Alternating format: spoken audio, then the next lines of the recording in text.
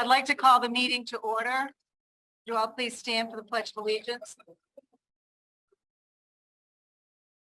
I pledge allegiance to the flag of the United States of America and to the republic for which it stands, one nation, under God, indivisible, with liberty and justice for all.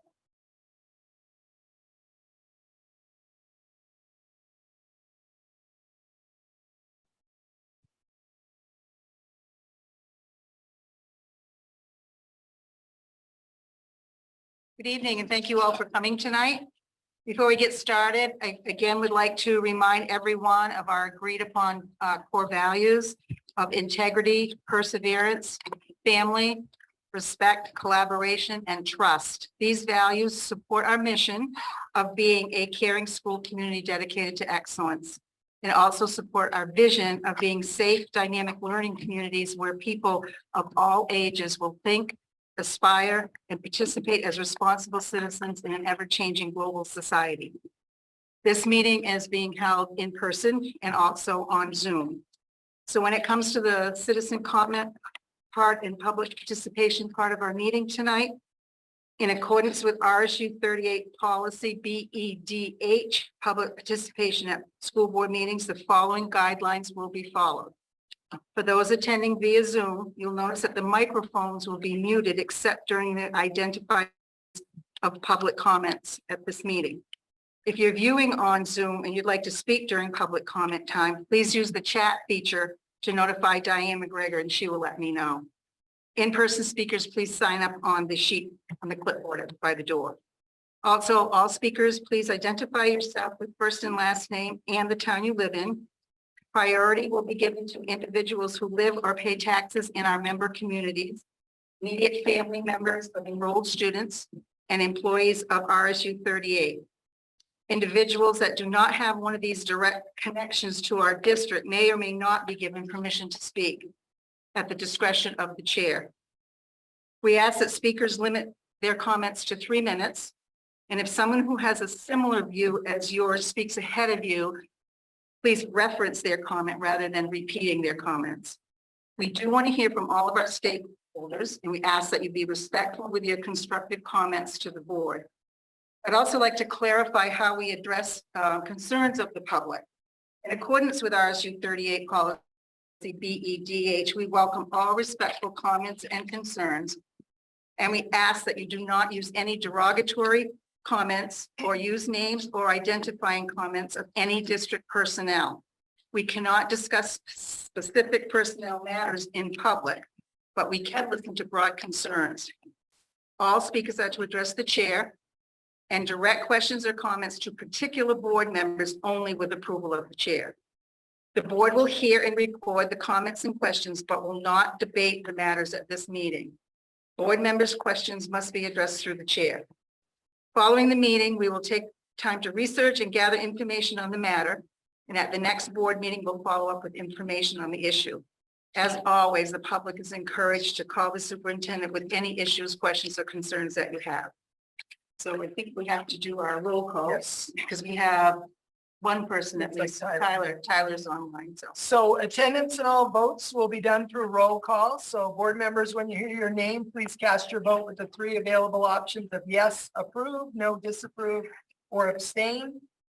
Board members, I'm going to do roll call. Please respond here. And any board members that are joining via Zoom, please be sure to turn up your audio to confirm you can hear us and we can hear you. So having said that, Kristen. Yeah. David G. Here. Jade. I don't think is here yet. Annie. Here. Tyler. Here. Here. Excellent. Christine. She's not here yet. Kathy. Here.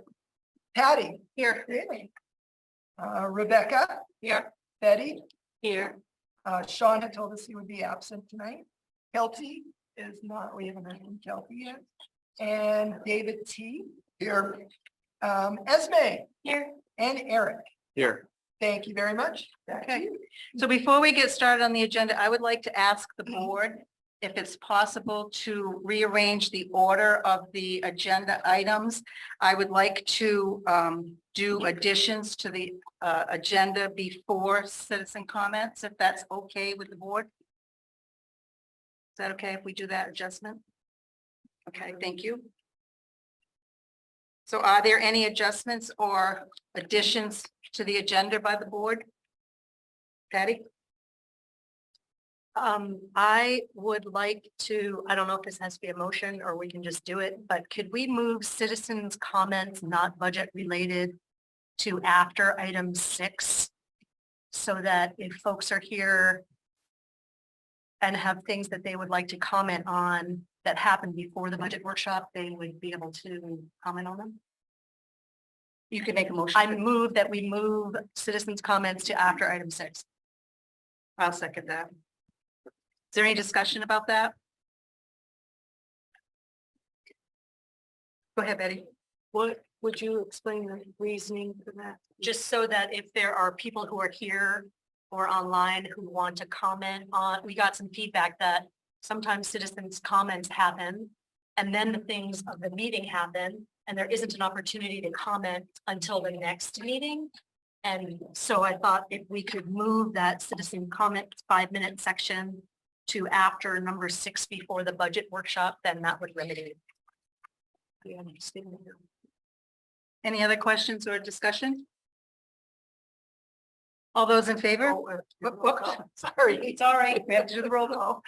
All right, so Kristen, you're first. In favor of moving the comments down. Yeah. Yeah. David G. Yes. Jade, I know you just walked in, so. Yeah. Annie, Yes. Tyler, Yes. Yes. Christine is not here. Kathy, Yes. Patty, Yes. Rebecca, Yes. Betty, Yes. and David T, Yes. Eric, Yes. and Esme. Yes. So it passes unanimously. Okay. So we're going to move citizen comments to number 7. Thank you. That's going to be a permanent change, right? Could that, yeah. Yeah, we would like it to be. Yeah, if okay. That's, yeah. That's what I was Yeah. popped in my head afterwards. I just wanted to clarify. Thank you. And actually, just as a note of procedure, we could, as we're putting the agenda together on a weekly basis, we can put these in any order that we want. But for this particular meeting, because it was already on the agenda, that's why we had to vote to change it for this meeting.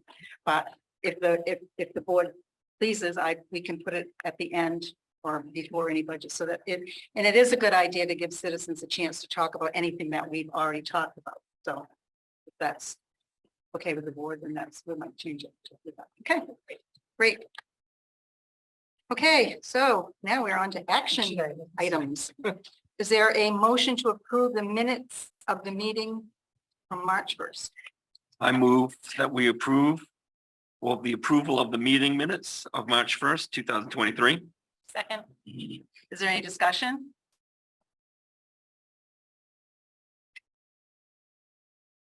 Okay. This time I remember. Okay. Kristen, you're first again. Yeah. David G. Yes. Jade. Yeah. Thank you. Sorry. Annie, Yes. Tyler, Yes. yeah. Kathy. I'll skip her and I'll come back. Patty, Yes. Rebecca, Yes. Betty, Yes. excuse me, David T. Yes. Eric Yes. and Esme. Yes. So it passes unanimously. Oh, sorry, Kathy. Yes. that's your vote. Yeah. Now it's unanimous. Okay. Okay, so before we go on to B, I just, Jade had something that she wanted to let us know. I just wanted to let you guys know. Unfortunately, I have, yeah. No, but I moved to Reedfield, so I no longer can be a Manchester board member. So tonight will be my last meeting. So I just wanted to say thank you guys, and I appreciate everything. And good luck going forward. I'm still in the district, so you may see me. So I would just like to say thank you for your service to the board. You've done a great job. You've been a great board member. So we just have a little token of appreciation for you. Thank you. Thank you.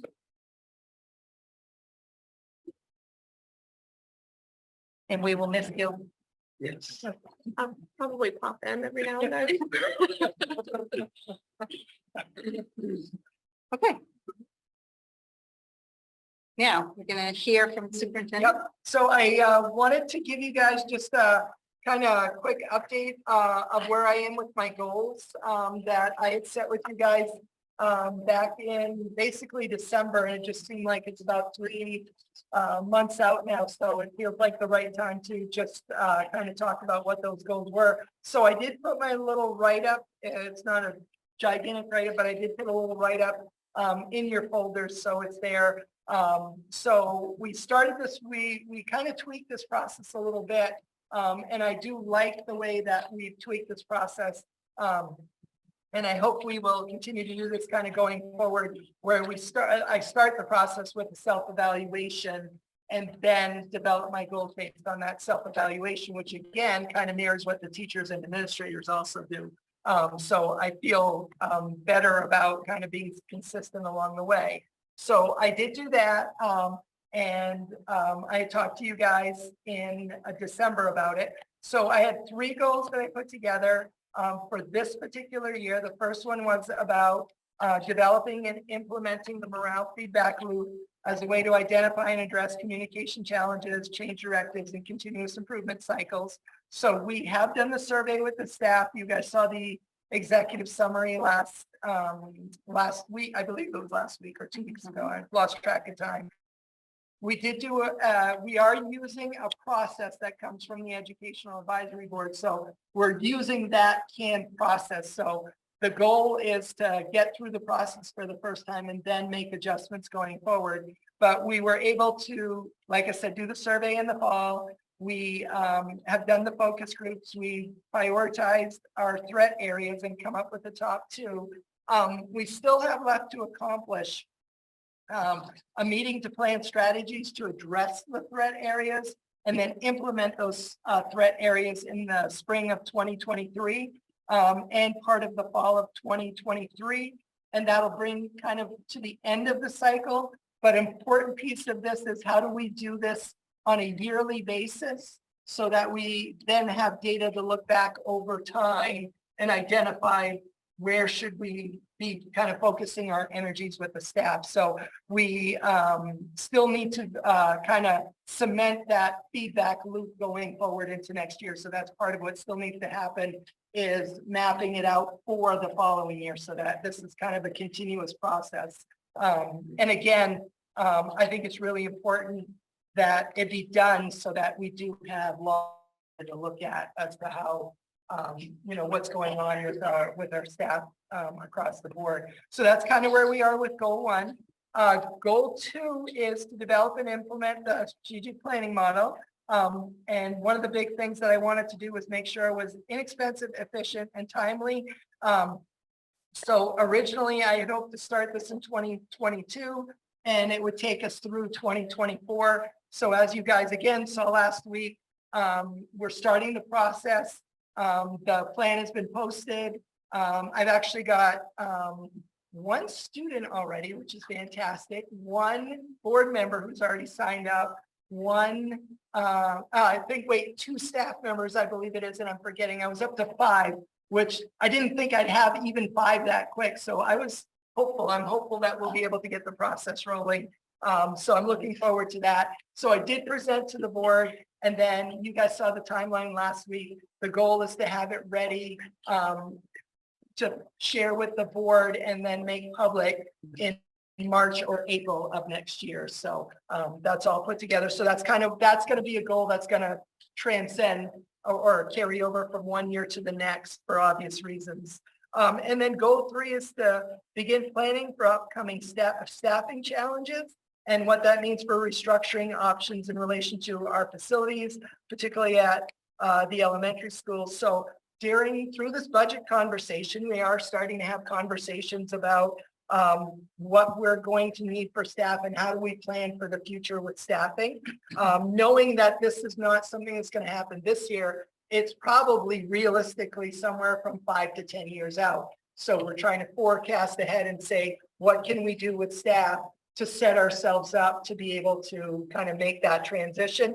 And that's not just an elementary issue or an elementary discussion, because like I'll use UMF as an example. In talking with UMF, they have been talking a lot about, we have social studies at the secondary and middle school level. We have social studies and English teachers. We don't have math teachers or science teachers. So again, even though we're talking about the elementary schools, there are other pockets that we're going to have to take a look at and be creative and strategize of how we're going to fill those positions, but how we're going to make sure students have the courses they need going forward.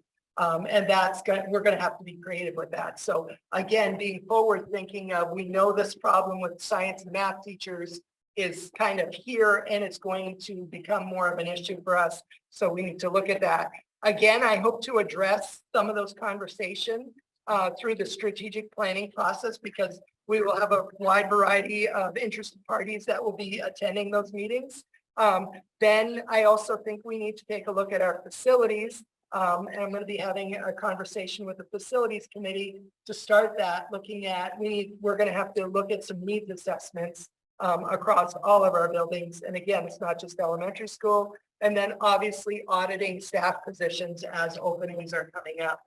We're going to have to do that over the next several years to be able to make decisions about that, so that we can maintain our expectation of making sure students have what they need to be successful. So that's kind of where we are right now, or where I am with that right now.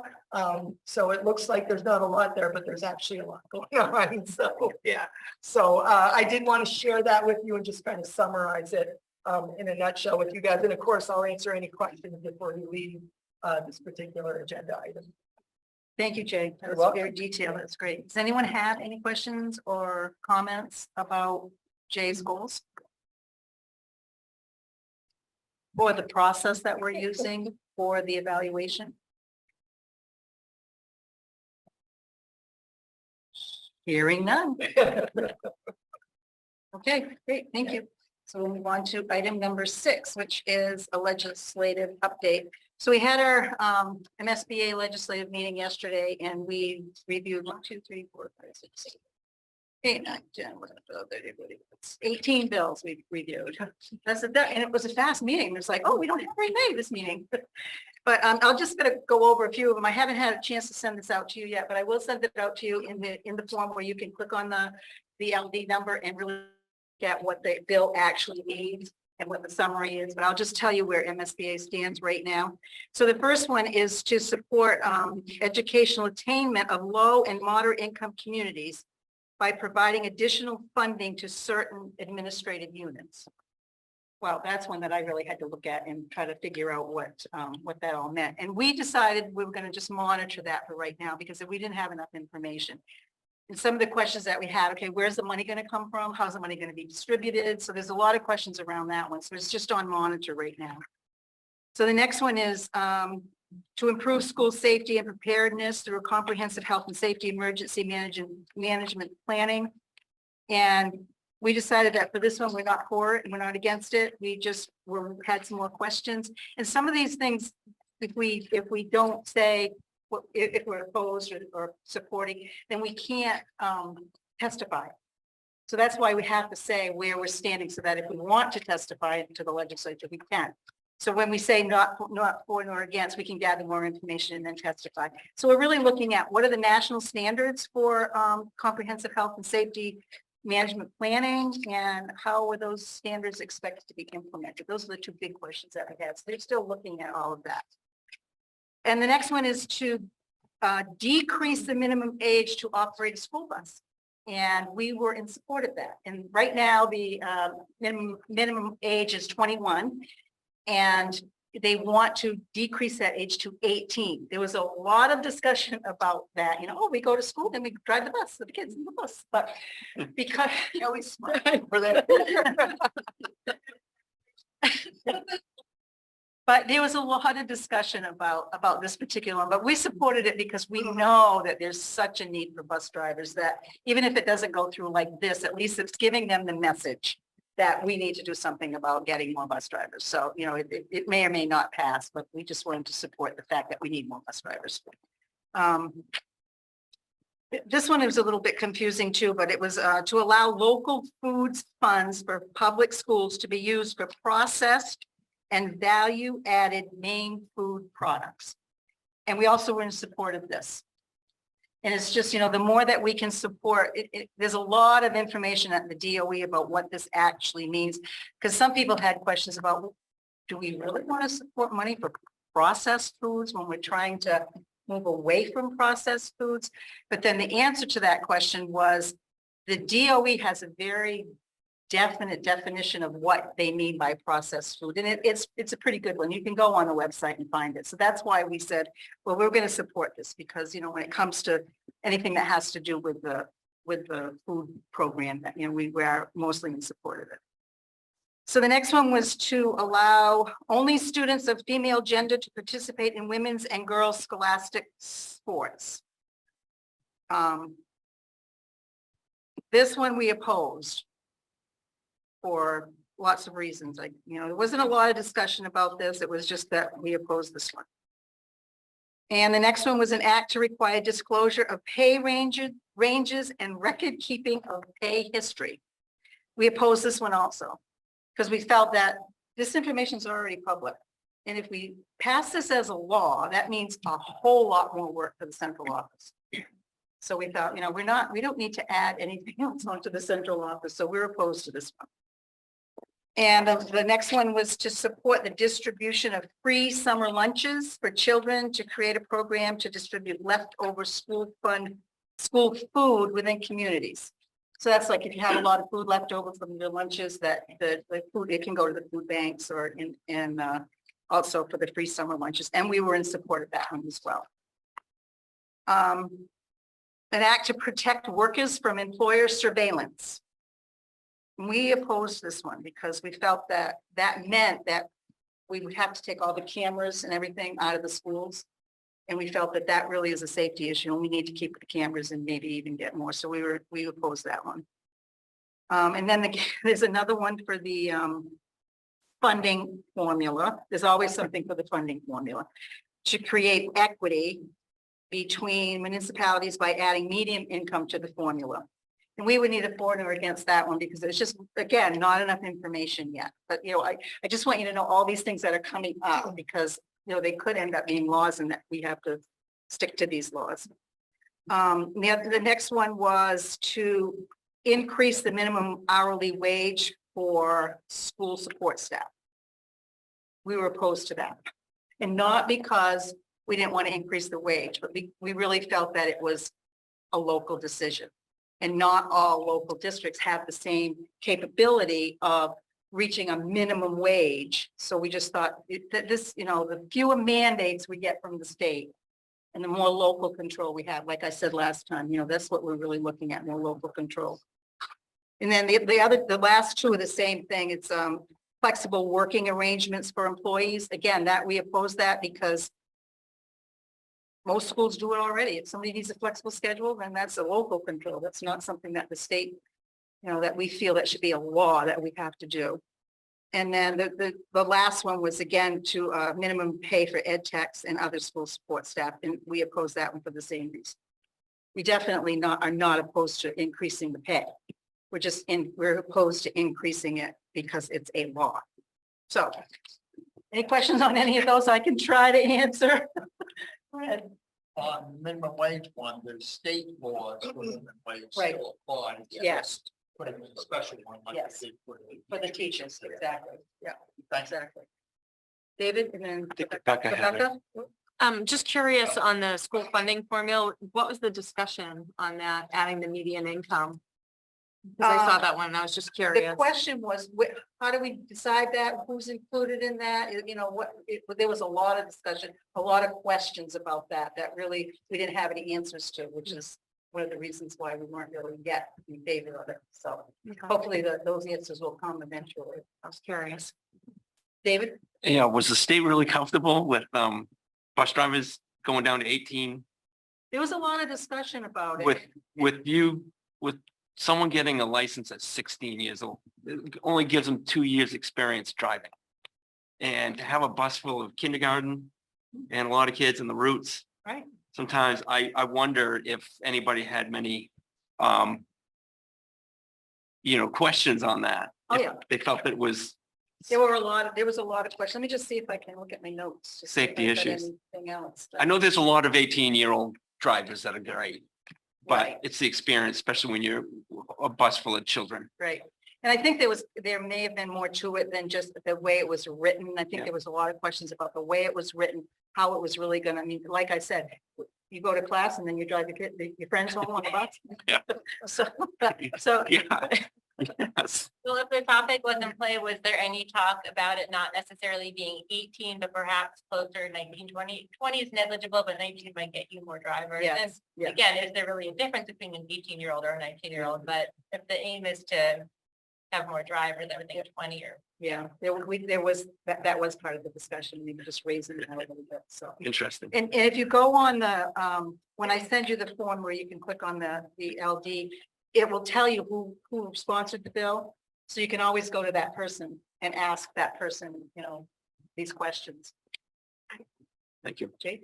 Just kind of, I'm pretty sure we have to pay the car insurance, bus insurance, so to speak, liability in case the driver were to wreck, and I would assume an 18-year-old male has a lot higher premium. I mean, just, Maybe. I'm gonna guess. There that are it's all gonna of these cost a kinds of lot questions. Yeah. All of these kinds of questions are questions that came up. And next week, we're hopefully going to have our local representatives here with us. So maybe we could ask them some of these questions. That's a good point on that. I don't know how I'd feel about putting my kindergartner on the bus with an 18-year-old. Like I As said, someone whether or not who is it's- in that age demographic, yes, the premiums will be higher. And yes, I have to say, I know there is a lot of 18-year-olds that are great and safe drivers. I But don't remember who sponsored Bus full of this. kids. I don't remember who sponsored this. I'd have to look it up again. So. Any other questions or comments on any of these? Like I said, I'll send these to you as soon as I can clean up my phone here. Okay. So the next thing on the agenda is citizen comments. Do we have any citizen comments on any of the items that we've discussed yet, or any other items that are not budget items? Nothing on the sheet? Anybody in the audience? Anybody online? No? Okay. All right, so we will move on to the budget workshop. So as Diane gets ready to put the screen up, so we're in our last round of presentations from the directors. So tonight we're going to have Brant Remington is going to present the Cohen extracurricular. Kelly Thompson is going to talk to us about transportation. And then we have our miscellaneous cost centers that include adult education, food service, our health center, and then our assessments and office admin lines to talk about. And then we'll follow that up with some updates. Tina Brackley from Wayne will be doing the presentation of the updates. And then we will kind of go from there because I do have a few other updates, but I'll let Tina, I don't want to steal Tina's thunder. So I'll let her do her part and then I'll give you a couple more updates. And based on those updates, we do have a second draft to share with the board so that you can see what it may look like with some of the changes we're suggesting. So having said that, I'd like to invite Mr. Remington up to talk about his co and extracurricular lines. So we're going to skip right to that slide. We won't do the review. It's always there. So. Is this on? Cool. All right. Jay, I thought we changed that slide because all I'm asking for this year is turf facility. Oh, yeah, that's right. Yeah. So we don't have to. That'd be nice. It's only 1.5. It's only 1.5 million. That was a joke. Members that looked at me like, what? If you don't know me, I get really bad humor, so get used to it. Okay, on there, we start off with positions to be added. It's varsity volleyball in the fall, varsity girls lacrosse next spring, and varsity boys lacrosse next spring. Those are stipend positions that we're currently not paying, but we do have those programs. That's on average, based on a 5-year coach experience, would be around 11,000. Now, there are positions that are not being filled for different reasons, one being varsity field hockey and JV field hockey. We do not have the numbers to support that program anymore. Varsity ice hockey, the co-op that we were part of with 4 other high schools, has dismantled. So we're not paying that stipend. Speech and debate has not been filled since I've been here in 5 years. And middle school field hockey is the same situation as the high school field hockey.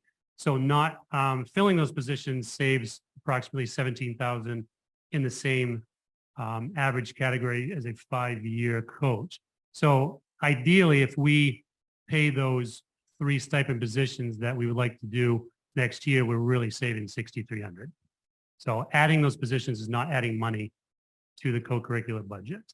And then I'm asking for $10,000 in equipment on the equipment line for middle school scoreboards and a controller.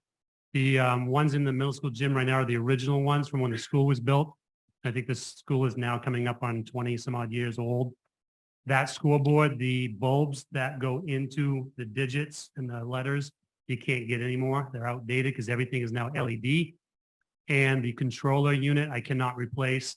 And the custodial staff and I spent an hour one day rewiring it, and we did not get electrocuted. We're still here, and it works, but who knows how much longer that's going to work. So 2 scoreboards in the middle school gym run $10,800, and I already have $1,200 in an equipment line that I can use, plus the additional $10,000 to pay for that.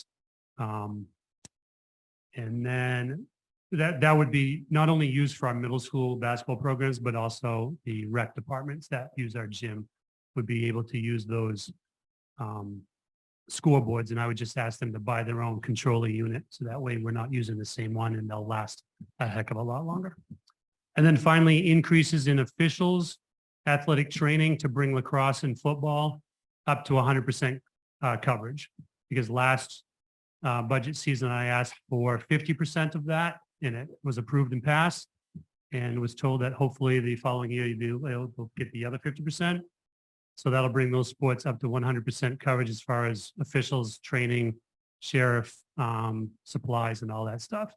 Now with football and boys lacrosse, they will still be responsible for the padding because that stuff is astronomical. We at the time can't afford that, but girls lacrosse is very cheap compared to boys lacrosse because they don't wear all the padding and stuff. And lacrosse is, as you know, might know, it's a very popular sport and it's growing more and more every year. And for spring signups, we have approximately 26, 27 girls signed up and about 20 boys, plus the players that we get from Winthrop. So numbers are very healthy. And there was supposed to be one more line on there, Jay. It must have got cut off, but it was for a membership at the Augusta Country Club.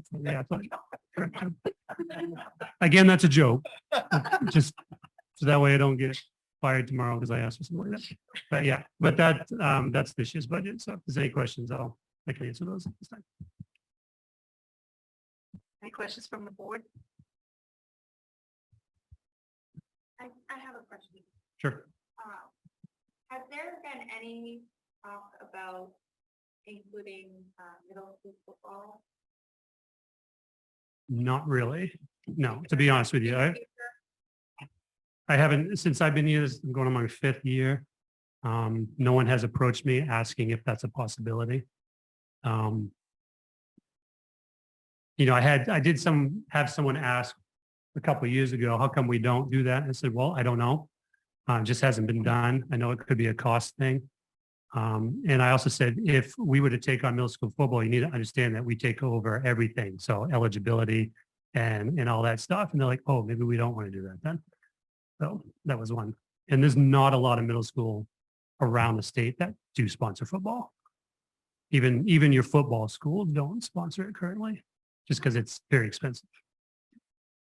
Sure. Going back to the positions that are being forfeited, was there simply no interest or no substantial interest in speech and debate, just not? Yeah, my first year we had one student and she was phenomenal and she went to the national thing and we had a coach. That coach left. And there weren't any other students. We tried to promote it. And then we thought we might have a staff member interested. COVID hit. So that put a stifle on a lot of things. And then once we were starting to come out of COVID, we tried again. Not a single student or staff member. Because not only do you need students, but you need someone willing to do it. Because speech and debate typically is all year long. And most of their debates are on Saturdays and it's an all day thing. So that staff member has to be willing to give up a Saturday. And that's tough for people. Yeah. Yeah, no problem. Jade? Any interest in adding a volleyball for middle school so that we're prepared when we get to high school? Yeah, I'm always willing to add as many things as we can handle. But yeah, Is there other schools that we could play against? I don't know. no. And that's one reason. Middle school is really limited when it comes to that. Like we kind of help out the girls lacrosse team. You know, they kind of use our space to play games and I help them with scheduling and stuff, but there's just no middle schools in our area that we can just join a league. Closest one would be the Southern Maine Middle School League, which is Yarmouth and, you know, Portland schools and people like that. It's just too far away to join. It'd be nice, but yeah. But there's definitely a lot of interest with volleyball. Robin Graziano and Georgiana Barley at the high school started it last year. And we had 15 to 20 girls consistently coming. And it's one of the fastest growing sports in the state. And we'll be competing at the varsity level this fall. Yeah. You're welcome. So I was just wondering if there's been any conversation, again, I mean, I know it's come up many times over the years, I'm not sure since, about intramurals at middle school. Yeah, I mean, I know there's some schools that explore that, but they were a lot larger schools. I haven't hard enough time finding a coach for an already sponsored sport to be willing to do it. And it's harder and harder to get staff members to coach with all the mandates that they have and the stresses that are under as far as I used to teach and I coached 3 sports and I don't know how I did it. My dad did it for 36 years, but it was back when he didn't have as many mandates. So now it's when we get, you know, teacher candidates, I go to the principals and I say, hey, do we have anybody that you think might be willing to coach? And then a lot of times it's just no, which is tough. So in order to be able to do intramural stuff, you need the staff because that's going to happen after school. So it's hard to get regular sports filled first. On average, when I advertise for a position, I might get 2 applicants. Thank you. Yeah, which is, I mean, and the same thing, you know, is with teachers. I mean, an elementary teaching position used to get hundreds. And now you get like 5, right, Mr. Boston? I mean, those elementary school teachers, if they had decent, could write their own ticket somewhere, So but we have a question? yes. Along similar line, I was wondering within the phys ed program, is there room to include some of the things that we have, like volleyball at the higher levels? Yep. To a degree, just as an introduction and to help the. Yeah, It's not certainly. the same as intramurals or an actual team, but I remember I enjoyed it. Yeah. No, we've, they do that regularly in phys ed and that's where some of the recruitment comes in. As you see kids play, like we have a winter carnival this week and this afternoon we had 2 volleyball games going on. And it was the most participation that we've had yet. Because we've played indoor soccer, we've played basketball, dodgeball, but almost the entire school population, if you were there, both courts were surrounded by all of the students cheering on their classmates in each corner playing. It was really exciting. Volleyball is a really good sport to have. But yeah, in phys ed, at both the high school and middle school level, they do a lot of that introduction of sports that we end up having. Yeah. Patty, this is totally not about your budget, but Okay. who won? Did see. Oh, we have the finals coming up on Friday. Yeah, but I think the seniors have a pretty good chance. Both teams in the final, Yes, boys and girls. they're looking pretty good. Okay, thank you very much. You're welcome. I'm going to bolt because I have a booster meeting, so I'd love to stay and chat more. But Thank you. thank you. Yeah. Thank you. So next I'd like to invite up Ms. Thompson, who is our transportation director. And she'll talk about what she's proposing for increases in the transportation department. So Mrs. Thompson, you got a hard act to follow there. So good luck. I know, right? Goodness, couldn't I have gone first? Well, thank you guys for having me here and having the support that we've had throughout this year for transportation. And really, I think our drivers have felt valued. So I just want to first thank you for that. We do have some increases with transportation, and as transportation continues to be challenging, we really needed to increase the rental of lease line, and that is because this year we had to rent a vehicle a couple of times to get kids to and from school in the AM and PM runs as we were down drivers and combining runs. Our towns are really geographically challenged. And so in order to make it so students were on a run that was acceptable as far as length goes, we rented an Expedition for a bit. And I actually got to drive that. It was quite nice. I was called the CIA agent by the parents. So it was great, but we do need to increase that line item so that at this point, we don't really have anything in there. So that's an increase. A lease purchase. So right along the same lines of that, we're looking to get a transient vehicle, which means that it would seat up to 14 passengers.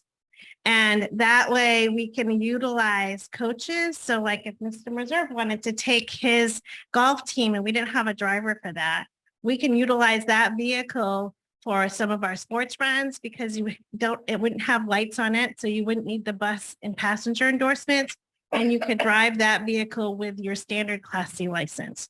So you would not need a CDL license. It would also be really great for any time that we had an emergency. If we did have these unexpected driver shortages, well, I feel like they're expected, but we would be able to utilize that vehicle to manage our runs in a more efficient way. So, and cover, especially like Wayne, one side of Wayne or the other side of their Wayne, to do Wayne in one trip for all students would be really long. So we have done that this year in utilizing a vehicle that could help carry. So that would be over 4 years. So it's anywhere, well, they're giving me prices, but of course we know that we'd have to order it and it wouldn't be until July. So these are tentative prices. So right around $78,000. So that's what we would use that for. I do think it would be a great addition to our transportation department district-wide, and it would be smart.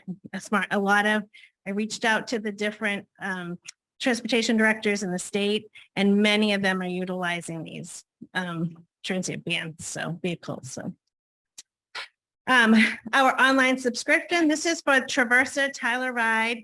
Those two items those are the tablets in our routing system that we have on our bus. We had put those on there last year, but we paid for that last year through the remainder of our grant money. So now we have to put them into the budget this year.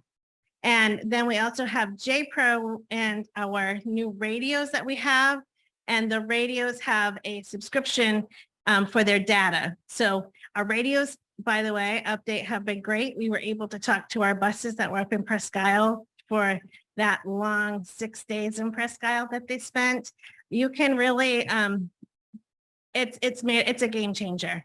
All of our schools can watch the buses and where they're at. So these radios have been really great for us. JPro is the software program that Randy, our mechanic, uses to diagnose all of our buses. So it's always like, oh, we need to do that. And we need to really get it into this budget so we can keep that updated. McKinney-Vento, we've had an increase with need for transportation and cost as that population of student grows. And we see that happening on every year. We're seeing that we have a higher need for that. So we need to add something in that budget just so that we can provide that transportation for those students. So just so all board members know, McKinney-Vento is for our homeless students. So when they're identified as homeless, then there's certain laws that kick in that we have to follow, and it's the McKinney-Vento law. So for anyone that's not familiar with that language, just so you know what it is. And sometimes what that might mean is that we have a student that is identified at that, and they're maybe now living in a different town, but they're our student. So we need to be able to transport those students to their school. So. And last is the new position of the transportation supervisor, which has been amazing. He has been doing a great job. We actually just got he got his first student that he's helped train licensed yesterday. So he worked with him every day for an hour. It was just great. So we have a new driver in our department, so that's good. But that's $28,000 increase, but it also is a reduction of the admin assistant position that was part-time. So that's transportation. Anybody have any questions? Are there any questions from the board? Jade?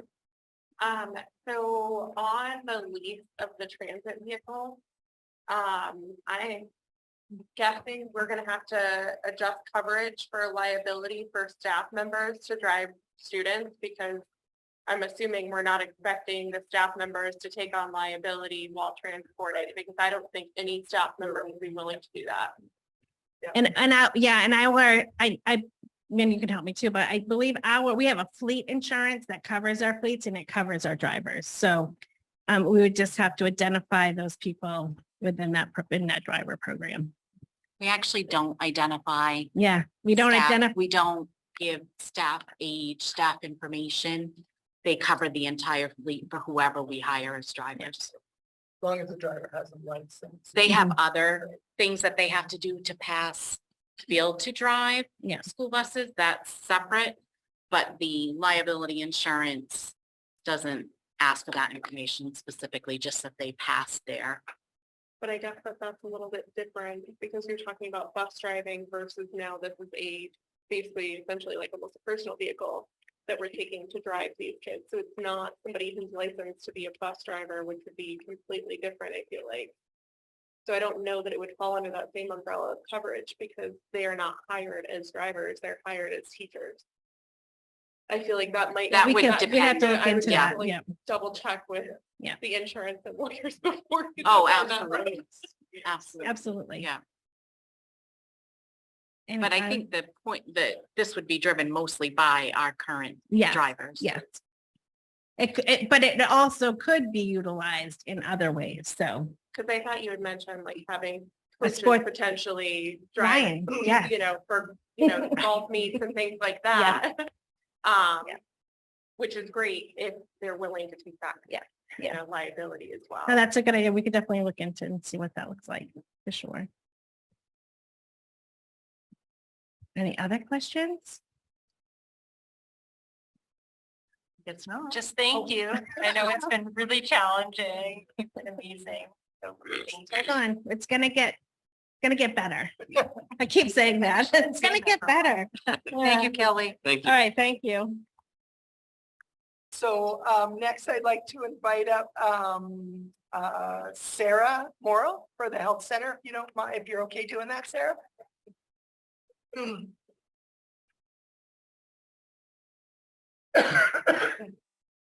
Hi, everybody. Mine should be really short and sweet. Essentially no changes requested to our regular budget. We have some additional grant funding this year and next year that are covering additional administrative assistant time and some office machines, stuff like that, and the non-billable medical visits in the health center. So really, we're not adding anything into the regular budget, and we're happy about that. And just to be totally, this is the health center, the school-based health center, which covers the middle school and the high school. This budget does not include the district nursing positions that are in those schools, separate from that. So. Any questions? Great, thank you very much. Dr. Karen Smith, Diane, on that slide at the bottom was, the professional development for Dr. Smith. So yeah, I'll be quick. There's no increase, with the exception of for our assessment system, the state of Maine, in the last couple of years has used the new map as the state assessment. And they've picked up the bill for districts in the last 2 years. So we need to now start accounting for that back into our regular budget.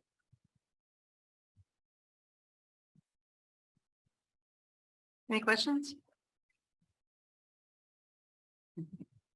Guess not. That's Thank pretty you. easy. And now if I can invite Steve Bose, the Adult Education Director, up. Good evening, everyone. I was trying to have the fastest slide, but after that, I'm done. I'm not gonna be able to get that. Can't beat that. So just a couple things really quick. So obviously I'd like to move my position from 32 hours to 40 hours. We've talked about this before. CDL program has grown from approximately 20 students a year. We're gonna have over 100 this year. I just can't continue to maintain it the way that I had previously done on just 32 hours. Also, I would like to have permission to expend additional funds to support moving an administrative support this year that I was unable to fill. And I think that the big part of that was it was only 15 hours. You could have 20 hours to have benefits. I'd like to move that up 5 hours, add health and benefits. Again, I can cover the cost of that directly under my program and the funds that we collect through CDL.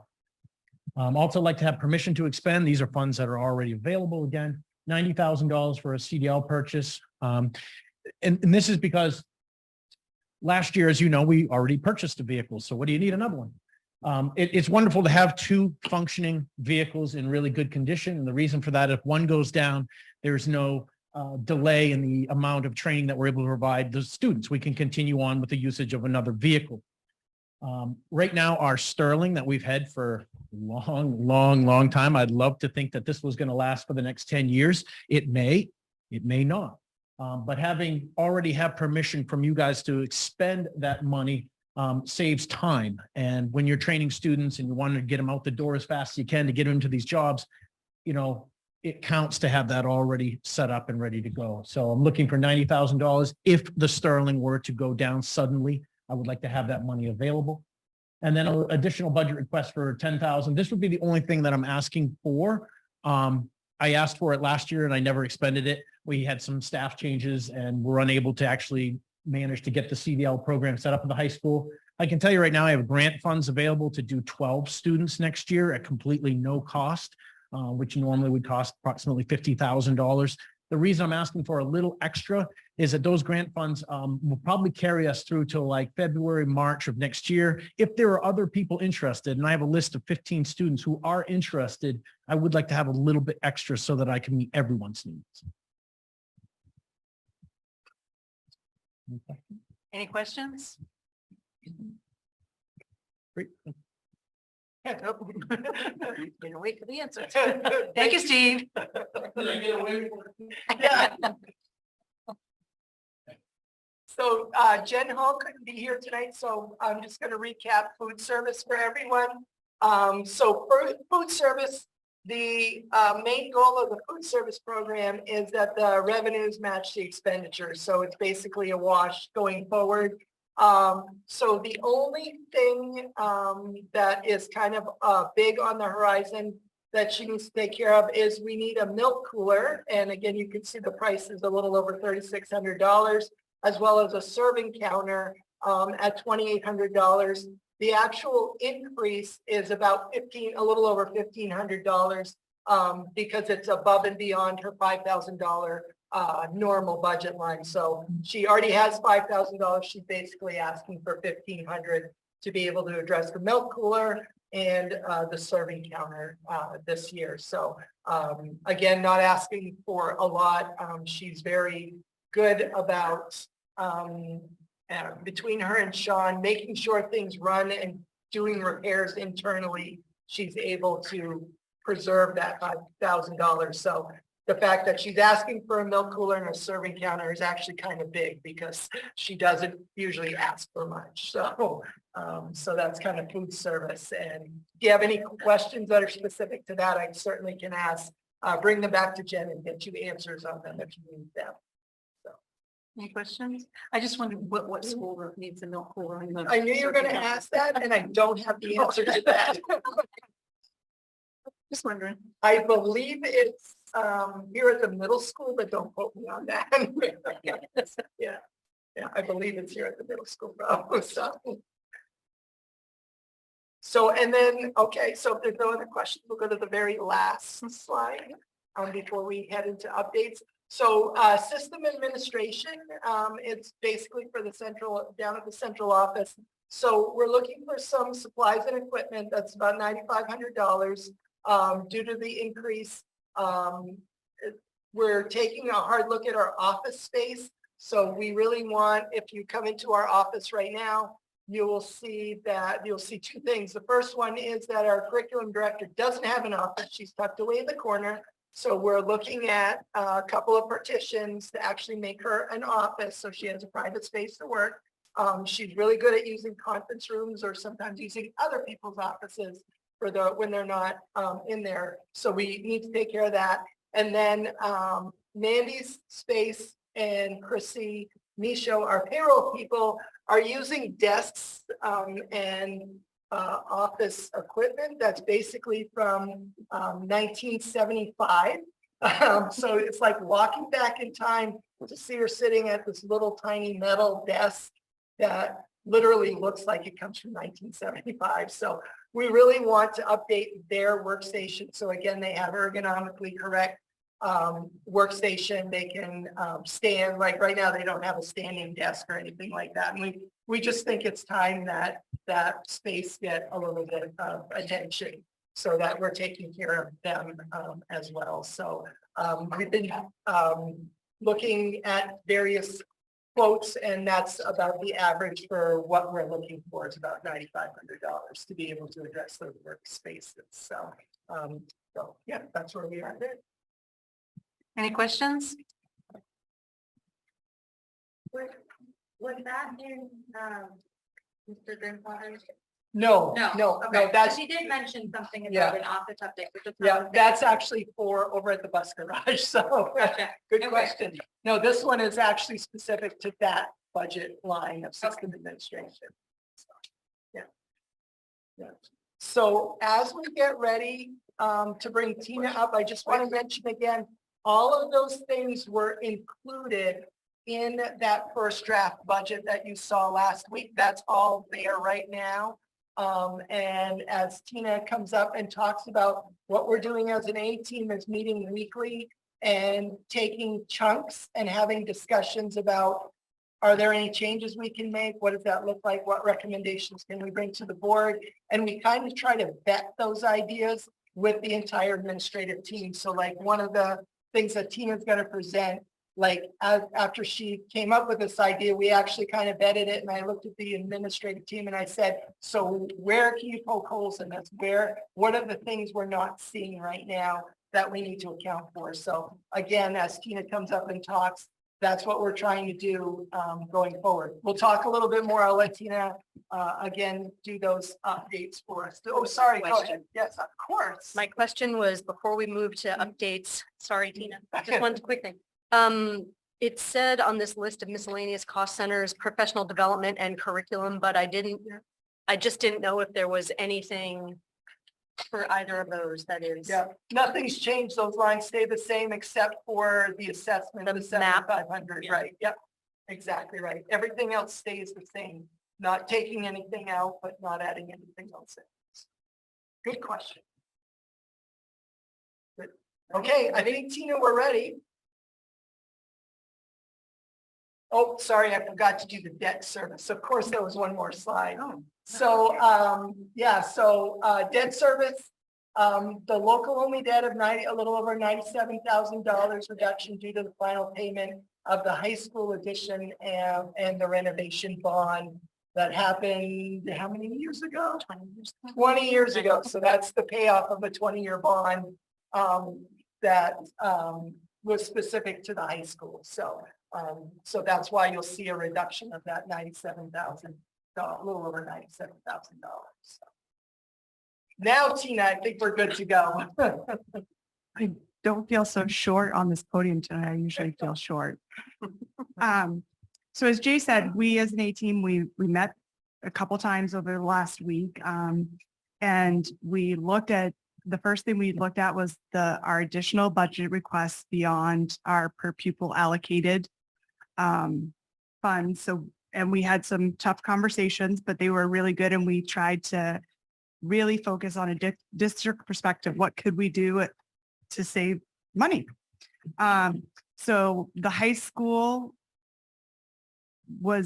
came out as the big winner there because they had a lot over per pupil, but they had put in for a math teacher request.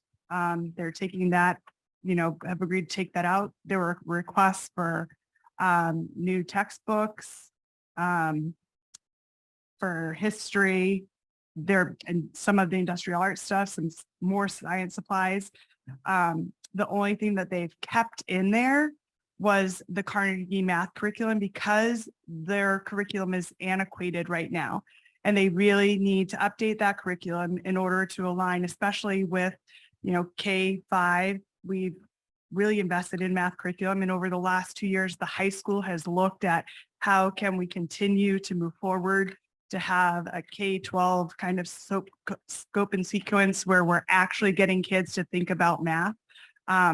So if we didn't support this Carnegie curriculum, they're still going to need to go back to the old fashioned textbooks because they need to be replaced. So we really felt that as a team that is important, that we continue to look at that K-12 scope and sequence.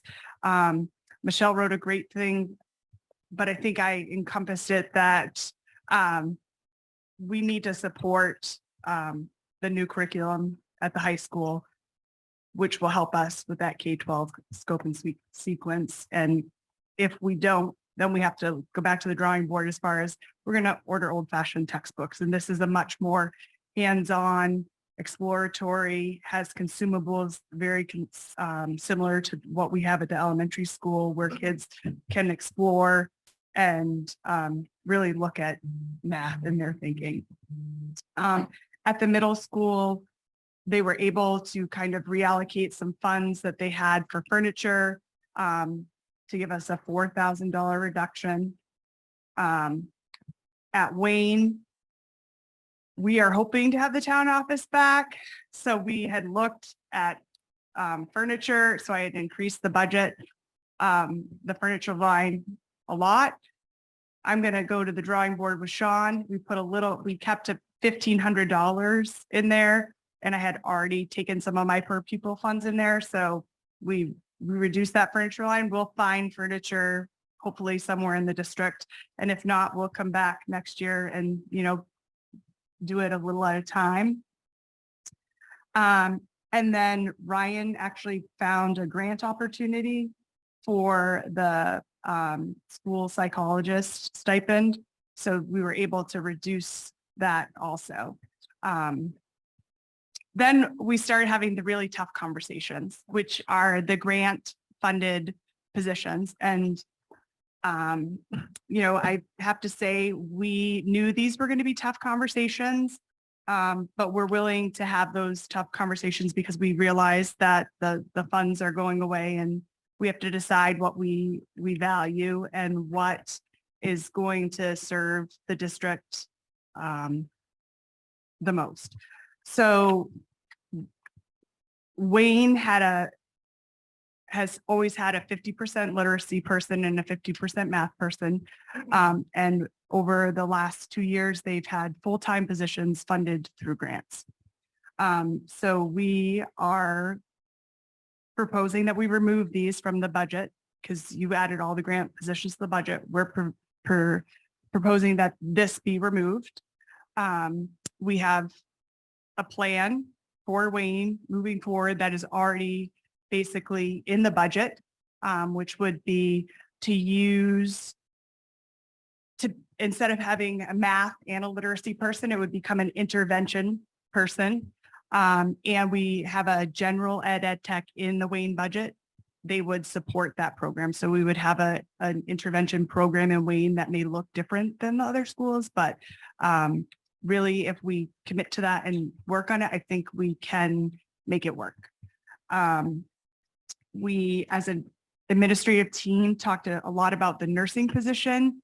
And we feel strongly right now that that nursing position needs to stay. There are a lot of different health issues in the elementary schools.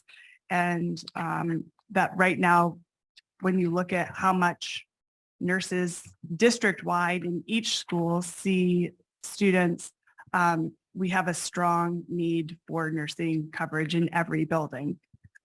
Just before Tina goes on, in your packets, there is a couple of pages.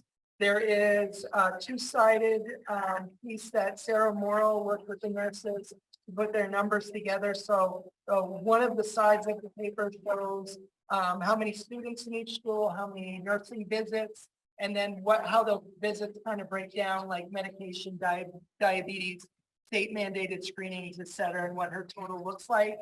Then if you look at the opposite side of that paper, then what we did is they went and they kind of identified what they have for medically kind of fragile conditions that they need to pay attention to.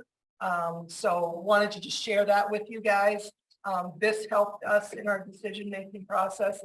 And then you've got qualitative nursing data update that comes from Anya Davidson, who is the high school nurse, and Angela Palmer, who is one of the middle school nurses, so that you can kind of get a snapshot from them about what they're doing with those programs and how much time we spent. So that was data they provided us that helped us make the decision or recommendation that the nursing position, that's why it's blank, is because we feel like it should probably stay in the budget at this point.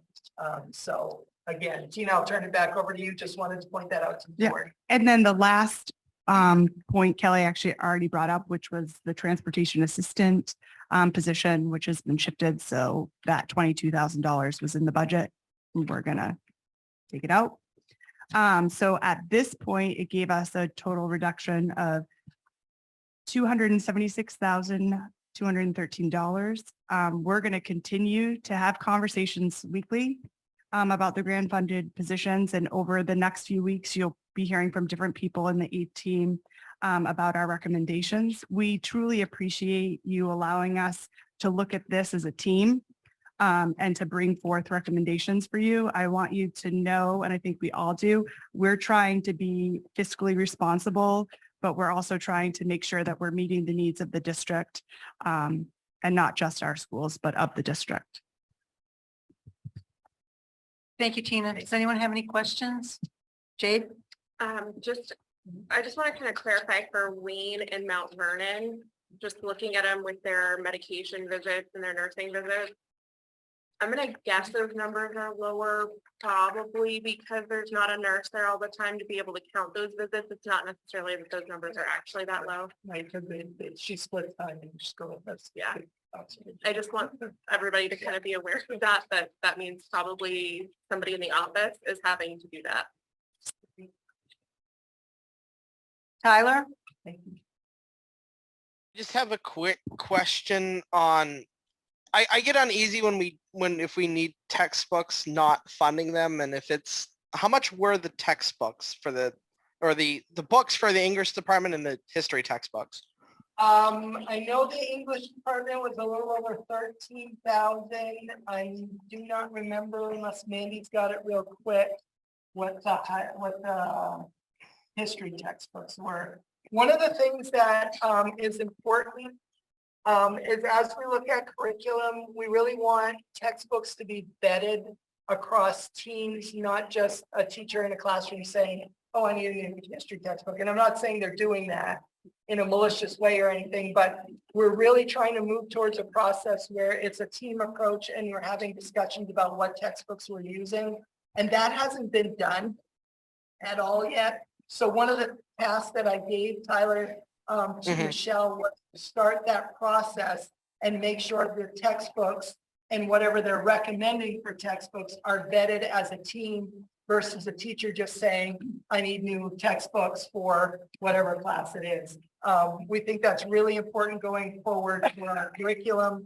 And quite honestly, there needs to be a level of transparency about what we're buying, when we're buying, how we're buying it. So that was also one of the reasons why I was kind of like, you're rushing things right now. You haven't done the pre-work to come to us and say, we've vetted all of this and this is the textbook or this is the program that we need. So that was one of the reasons why in talking with Michelle, I said, well, we've got to slow the train down. We're not ready to do that yet. So let's take this out, start the process. I fully expect that next year they're going to be coming forward with some recommendations around textbooks, specifically social studies and language arts, but we're just not there yet. And I don't want to rush and spend money without having vetted everything first. Okay. So, And then my other one was the high school drill, or the IA drill. yep. Actually, the way it was explained to me was that they're using that drill press to do some metal work. They can do it with that drill. They just tend to go through more belts. It would be great to have a drill that was just dedicated to metal. But if it's $7,000 versus, spending $300 on belts, I'd rather spend $300 on belts than a $7,000 drill, at least at this time. So I know it's an inconvenience to them, but that's kind of the way it was explained to me. I totally get it, but it just seems like now's not the time to go buy a $7,000 drill. So, or drill press, I should say. Patty? Oh, sorry. How's that, Tyler? Yeah, I'm good. Okay, Patty? I don't know, this may be, I just want to say this, even though we might talk about it at discussion time, but the elementary schools, when they were going through the process of getting the math curriculum that you talked about, went through this amazing process that I know was super time consuming and had a lot of staff involved and all of these things, but it was amazing and got tons of information. A team of people worked as a group to get a lot of information about what did and didn't work with tons of staff input. And I wonder if, I'm thinking like, and that sounds kind of like what you were saying, a high school version of that needs to happen, which I think sounds right. But I wonder if, we heard about the ESSER funds and the literacy curriculum, but we haven't had any kind of process like that looking at literacy curriculum. We actually are right now. Karen has been working with the K-5 teachers. They're vetted, and Abby. They're meeting weekly right now to vet several programs based in the science of reading. So they've done school visits. They pilot, we have several teachers piloting. There's lots of discussion going on, and they are looking to have a vetted program with teacher input. That's awesome. Yeah. That's wonderful. If not knowing that, and if it wasn't happening, I was going to say, can we do the high school books with that money and wait on that? No, but I understand what you're saying. So, and I'm glad Patty brought that up. One of the things that was happening at the high school level is that actually that Carnegie Math started piloting last year. And it was just kind of done very quietly. But the entire math department has been part of it. And with Michelle coming on, she was actually able to speed up the process a little bit by giving those teachers time to be able to do that work and stuff. So they're all on board with it at this point. And Michelle can talk more about that. So please feel free to bring that up again next week because she's done the work on that. So I'm not going to pretend to know everything she's done. She's done a lot of work to get that ready. So I appreciate everybody's work getting all this stuff together. A lot. Any other questions? David? Okay.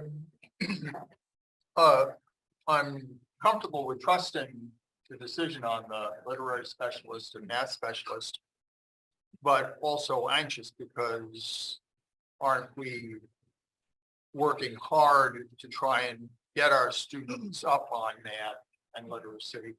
And I don't want to lose them on that. I absolutely agree with you. Wayne is a tier 3 school. But this year, because of the staffing with literacy specialists anyways, Wayne has just had a literacy ed tech most of the year.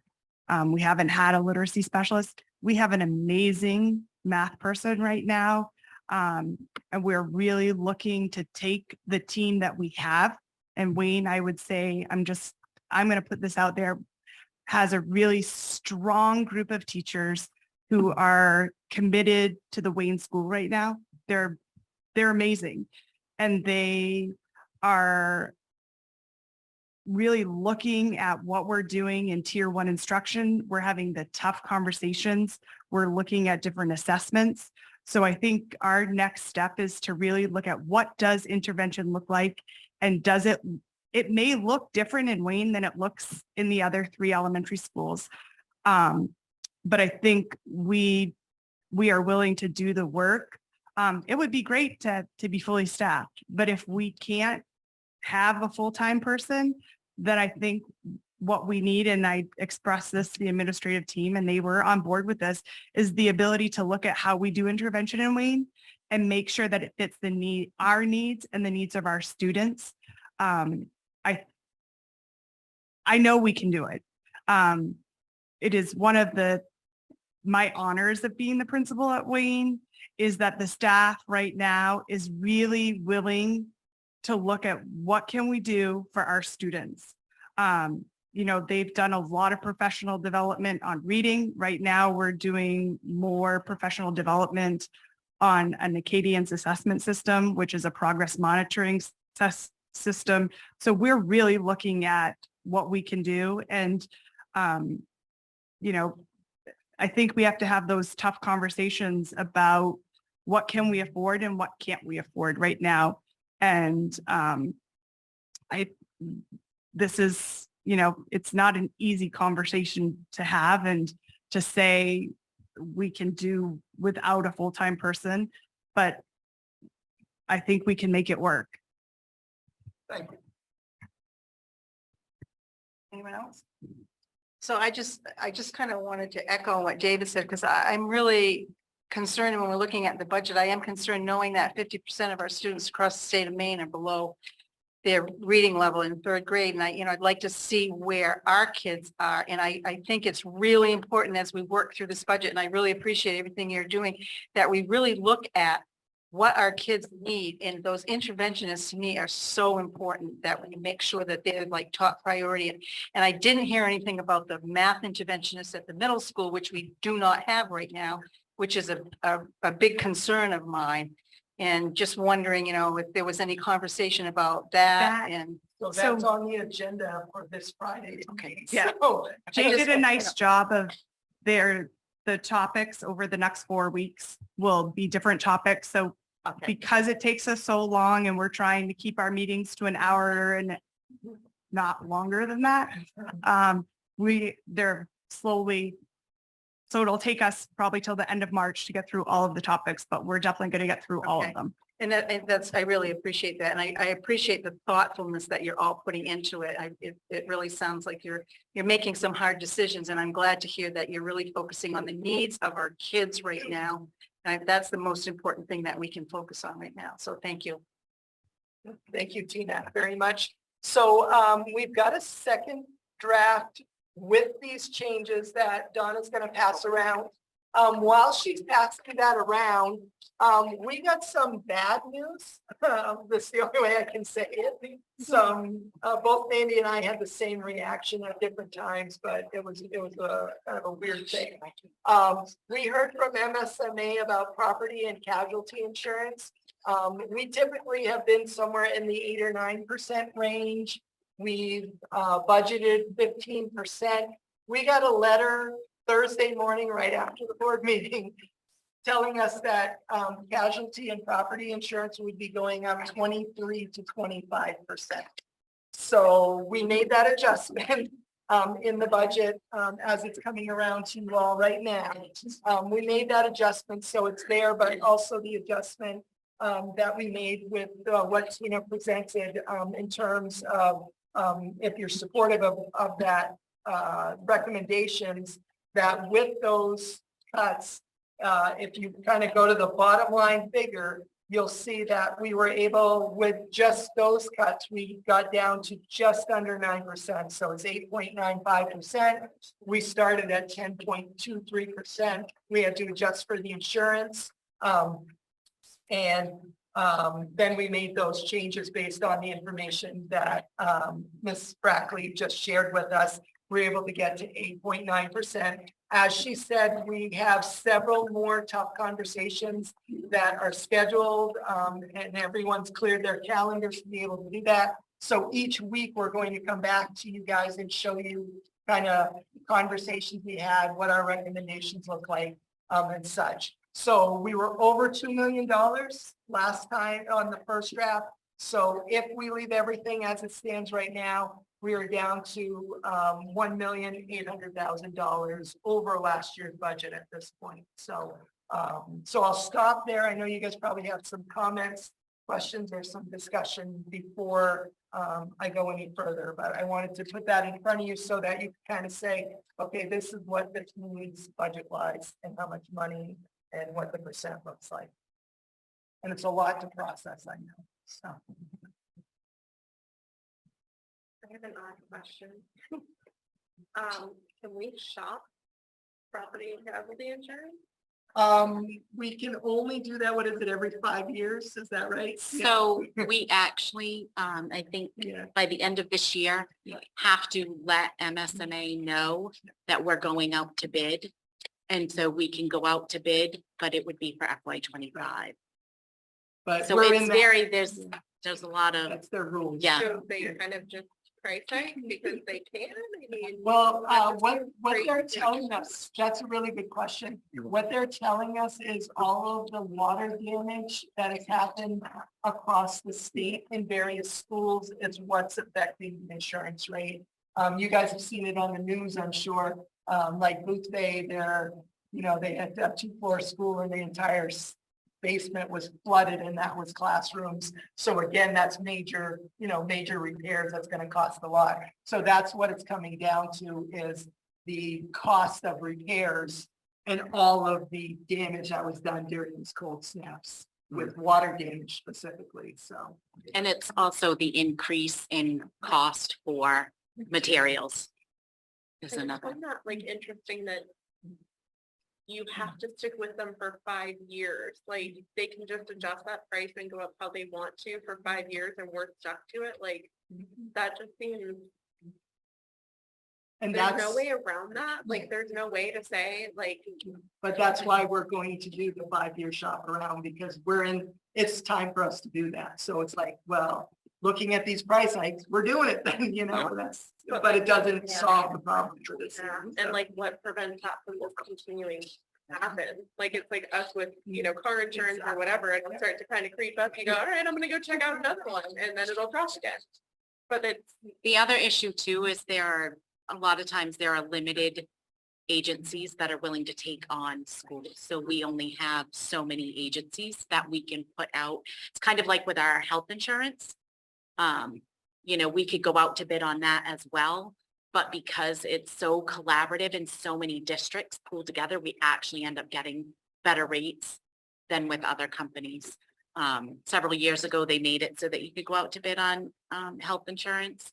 And a lot of school districts found that they were going to pay significantly more by branching away from the organization that MEA supports. So, yeah, sometimes you're kind of tied to those because we are able to do it as the MEA as a group.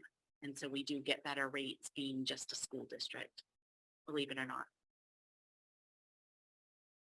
And we've had 3 in our district. We've had 3 water damage claims this year alone. It's rare for us to have 1 and we've had 3 in this year alone, 2 in this building. So it's just, I understand it's weird. Annie and then Rebecca. It's yours about the coverage, because mine's a separate topic. I don't know if you want. Yeah, to take that. actually it is. Okay, go ahead then. I was just curious, so Mandy, are we part of a group for the Maine Education Association? So is basically what I'm getting at, is our experience part of a group, or is it just RSU 38 experience? that's So driving? it's kind of a twofold because we get better rates because most school districts use MSMA. But having said that, then our particular rates would be based off our mod rate. Anthem's the same way. So we get a better rate because most school districts in the state of Maine go with them. So they're able to give us a better rate, but then our specific coverage is based on our mod rate. So if you go to another school district, their premiums aren't necessarily the same as ours. Anthem especially, you'll find some other districts, we've had staff leave and then come back because their health insurance is higher at another district because their mod rates have been higher. Our mod rates have statistically been lower. And so we've been able to keep our health insurance premiums within reason, our increases. But the liability insurance is the same way. It's based on our specific mod rate, but then we also get like a collaborative rate, if that makes sense. Yep. Okay. So this is a really general question. It's just about the percentage increase historically year by year. I know last year we started at around 10 and it got whittled down. It sounds like, I remember correctly from last meeting around 5 or 6. So how is that on par with other school districts in Maine with regards to, and the reason I ask that is because I know some are going up to 10%. I think Dartmouth did 10% last year, and if you're friendly with that superintendent, then you would know, and it was supported. Yeah. So I'm just wondering, I know we want to get it down more, but there is no sort of happy zone, right? Because everyone wants, we don't want to, we don't want to raise it at all. So that's out of the question. Right. Mill rate, it's going to be higher. Right. So where is our comfort zone? Because we want to keep everything in. So Yeah. what is the threshold there for how high, how low, what's the bottom, what's the roof? And the roof, there isn't, but I Right. mean, so. Right. So it's really what you guys can support that you're going to bring to your town is we support this because we need this to run a school. Like you guys, and I apologize for kind of saying it this way, but you guys have to think about what does our school need? You can't sit there and think about, well, what does that mean for the taxpayers? Right. Like you have to, your job is to focus on what do the kids need. And Kathy said that over and over again, like she's really doing a good job, kind of like we want to support our kids. So it's what do you guys support? We bring it to the town and then we find out if the town's going to support it or not. But obviously, like when the select staff is here next week, you're going to hear the select staff say, please keep your increase down as low as possible. Right. But it's like your job is not to think about taxpayers. Your job is to think about what you can support for our students going forward. I hope that makes sense. It does. I mean, it absolutely does. It's, it's what I would hope most people would be invested in. It's a large part of our property bill and biggest business in town. So yeah. Absolutely. David? Just as a note in today's paper, the county commissioners are going to be raising their part of the taxes 5%, which is a token gesture compared to school, but and I'm not thinking we need to cut anything because of that, but just I think the towns or the citizens are probably going to be getting some sticker shock this year. And we do have to consider that at some level. Yes, we do. Our kids are the first Right. consideration because that's why we're here. We're here for our kids, but we do have to take that into consideration. So I just wanted to ask, and this may just be something that I need, but I would really like to have everything that Tina said, like in some kind of a document, because I'm trying to write everything down and remember everything everybody said. So it'd be I've really got that. helpful. Yeah. Okay, great. I got that. I'll send that out first thing tomorrow morning. Thank you. So, yeah, absolutely. So, of course. So, 2 meetings ago, Kathy had brought up the topic of in the next 5 years, speaking about condensing our elementary school. Obviously, that's, a very forward thought, but you need to think that way. Is that being thought of during all of these conversations? Especially with the, upkeep of the buildings, do we need a $9,000 generator hookup in every building, that are we gonna be using these buildings? I mean, do we need a fresh coat of paint every year? You know, if maybe, you know, when are we gonna?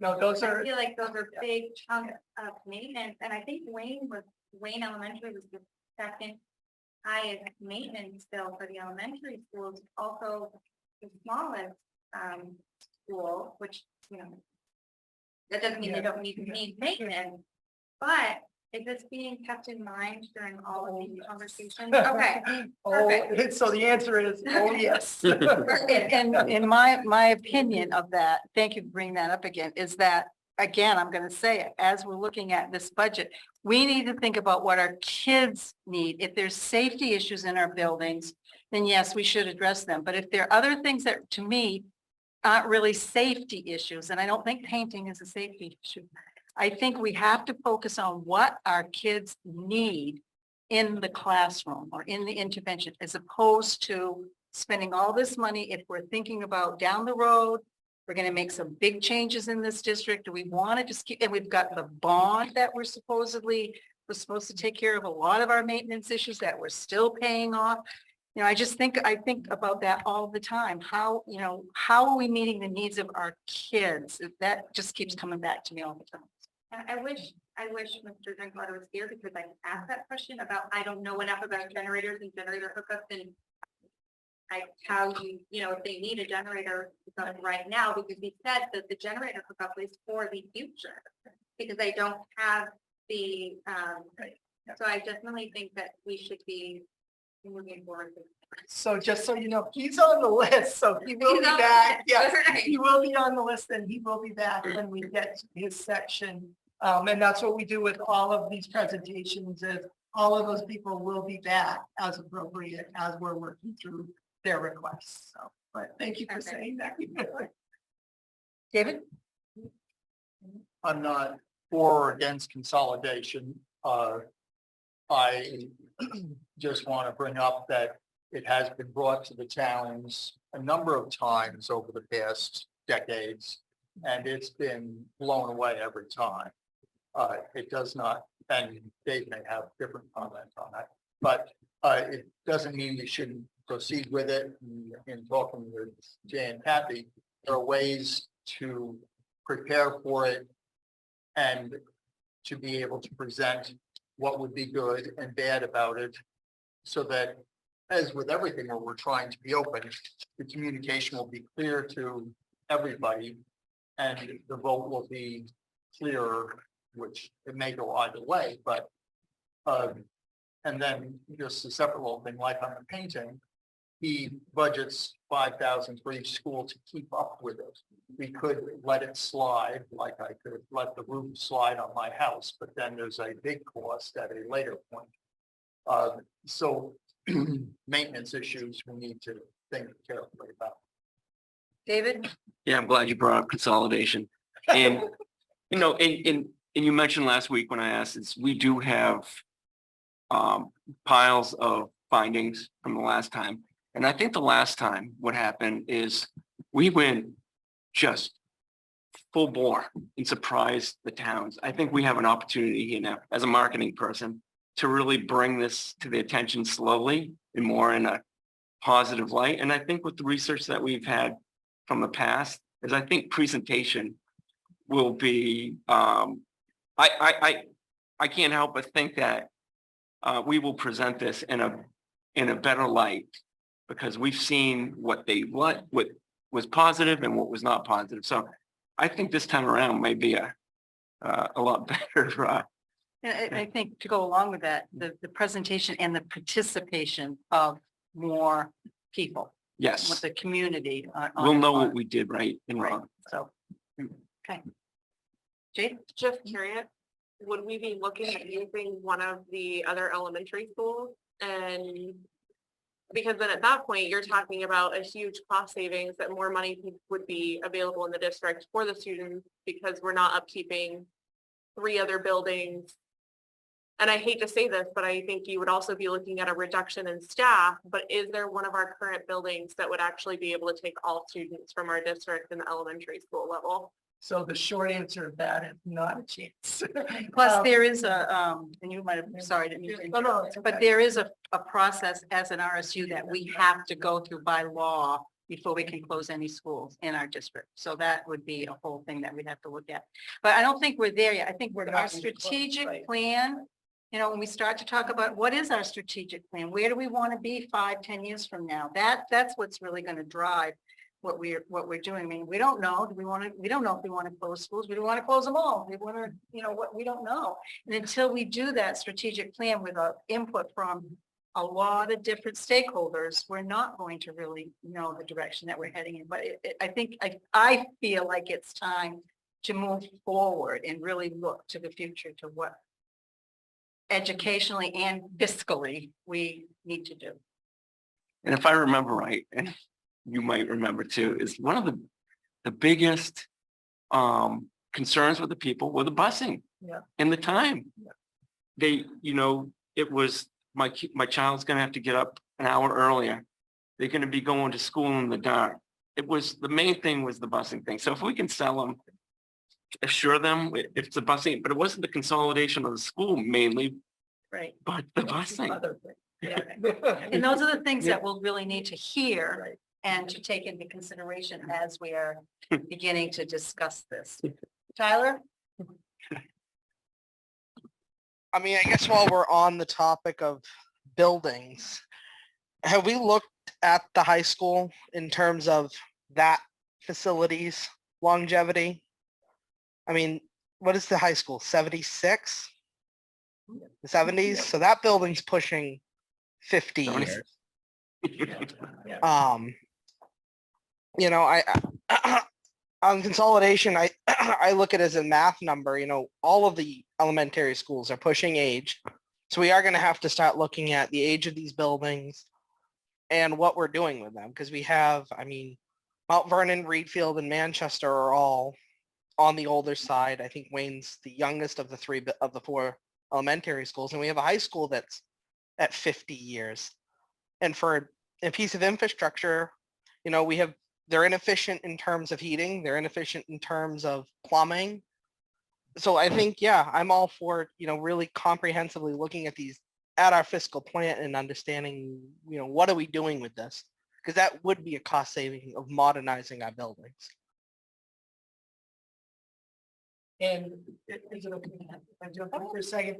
Like the state offers, you have to apply for it, but they offer school construction loans, but it's a process you've got to go through. And just going through the process alone to be said you can build the school is going to take you 2 to 3 years. Then after you're approved, then you're probably looking at least another year to a year and a half before you even break ground, because then you're going to actually look at designing the school and what the budget is and all that. So it can take anywhere from a year or 2 before that even all takes place. So like you could be looking at, even if we knew tomorrow, like this was opening, we'd still be looking at the earliest 5 years to break ground. And it takes 18 months to 2 years to build a school of any size now. So like you're looking at earliest, you know, if everything fell into place early, you'd probably be looking at the potential of 2030, 2031 as to the earliest you could get a new school here. So you're looking at a minimum of 7 to 8 years just in the process alone. And that's if everything goes well. When you look at other schools around the state, there have been a lot of schools that have been approved. They design, then they budget and they go, oh, wait a minute, we need more money because the price of everything went up and I need another $3 million to be able to complete this project. Like that literally has happened. And I'm lowballing it. I know there's a school in northern Maine and they were like $30 million after they got approved. They were $30 million short on the design plans. Like, and that's getting funding from the state. So now the state has to go back and reallocate that money that they promised for this new school. So if everything was to go right, you're still looking at, you know, 7 to 8 years at the minimum that you would need, and it's probably gonna be closer to 10 years, honestly, that it'll take for all of that to fall into place. So it's a long process, but what I'm hearing right now is they're looking at opening that for 2024. So I've already reached out to an architect that the school district has worked with before to talk about like the needs assessment, which is what Tyler was talking about, because we have to do that for all of our buildings, not just the elementary schools. But then you get put on a list, and then who knows how long you're on that list before they actually take action. So it's a long process, but that's what we're thinking right now is we need to start getting ourselves ready. So when that opens up, we're ready to say, hey, oh yeah, we're ready. Here you go. We're first in line, kind of thing. So that's what we're trying to set ourselves up for now that we know where the state is going. And that's rumor right now. The rumor is 2024. That could change. They could push that out another year or two before they open up. So again, it's a little bit of a roll of the dice, but it is something we have to be ready for when the time comes. So, and I think Tyler's point that he's making is, are you looking at that now? So. Yeah. Anyone else have any budget questions or comments? One more, and it's probably a hard no, but is there any capacity to condense in any way for elementary? My answer to that would be no, So because there's no room in any. yeah, we don't have We're extra saying- room. Like we might have a room here or a room there, but most of our schools don't have 3 or 4 classrooms that are unused because they're smaller schools to begin with. And that's our conundrum is we just don't have any room to do that. So And I think maybe we could look at, I don't know if you're including this in this idea of looking at like, okay, the K through 3 are in the school, or, whatever, I'm just throwing out numbers, and putting all one grade level in one school. And I don't know how the numbers would all fall out for that, but that's something that I'd like to just look at and see if that would be a possibility. And the reason that I say that is just because I feel like if I'm going to use 3rd grade, for example, if all 3rd graders across the district were in one building, I feel like they would all have a lot more opportunity, and they would have fair opportunity across the board for all of our students. So, I'm sure there are a lot of people that disagree with that, but that's where I'm at. I just feel like the teachers would be more be able to work more collaboratively. They'd all be right there together. So I don't know. I don't know if that could ever happen. And I don't know if there's even room in our buildings for that, but it's just an idea. Patty? I'm remembering these days, like when Dave was on the board the last time and people talked about this, and what I recall from then, which does not mean it applies to now, I'm just remembering then, was at that time, people in the communities, and this is what I remembered was the primary issue, was that people were really concerned about that kind of arrangement because they didn't want to have their children at different schools. And that was a bigger deal for folks in the community at that time. I have no idea if it would be now or not. I have no idea. I think it's great to consider, do needs assessment look into, but I wonder if it seems like, isn't it kind of premature to even think about getting on a list for 2024? Because wouldn't we have to, even if we begin a conversation with the strategic plan group or with whomever, we'd have to do all those things that you were talking about with the rules and laws for the like the different school, like everything, and then the towns, like, there's a lot to it. It seems like, when you said 2024, I was like, how could that even possibly be? Like, even if we start talking about it in 2023, can't imagine that we would be able to get on. Right. Well, in 2024 is just when they'll open the application. So usually it's open for 6 to 8 months so that people can do the work and then get on, and then they generate the list. And they usually look at the top 10. If you're not in the top 10, then you're off the list. You've done all that work and they're basically saying, yep, you're not even close yet. I mean, you'll get a report back, but if you're not in that 1 through 10. You mean top 10 of need? Of need, exactly. Yes, thank you for saying that. Yeah, exactly. So if you come in at number 11, It's like, oh, okay. So, So you just have to paint the saddest picture. yeah. Send the saddest letter with it. So But don't like- paint the wall. Yeah. Some of our schools, I mean, Manchester had issues in the past with the safety of the actual building. I mean, it's actually, we That's do have all. some issues. Yeah, that's all part of that. Poisonous, but you know. Yeah. Yeah, no, so when the legislators are here next week, ask them to put more money into the building fund, so. Any other comments or questions from the board about the budget? Are there any citizen comments or questions about the budget?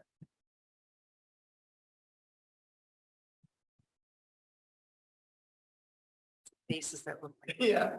maybe. Okay, hearing none. Patty? I do have somebody. Oh, did somebody say something? Did somebody out in the audience wants? Oh, okay, sorry. Just process wise, so if we're gonna, for the next few weeks here, updates from the A team. I just want to like clarify the process, because I need review and maybe everybody does of how this goes. We're going to keep hearing information and things are going to change. And then we have an opportunity to talk about all of the everything. Absolutely, right? Yes. Okay. Yeah, absolutely. I just wanted to say that so people. Yeah. Okay, do I have a motion to go into executive session? I move we go into executive session to consider the evaluation of the superintendent pursuant to MRSA Title I, Section 405(6)(a). All those in favor, we're gonna do the Roll call. roll call. So Kristen. David G. Yes. Jay, Yes. Annie, Yes. Tyler, Yes. Kathy, Yes. Patty, Yes. Rebecca, Yeah. Betty. Yes. Oh, sorry, Sean, David T. Yes. Eric, Yes. Esme. Yes. All right, thank you, unanimous. You're now in Okay, we are executive. now in executive session.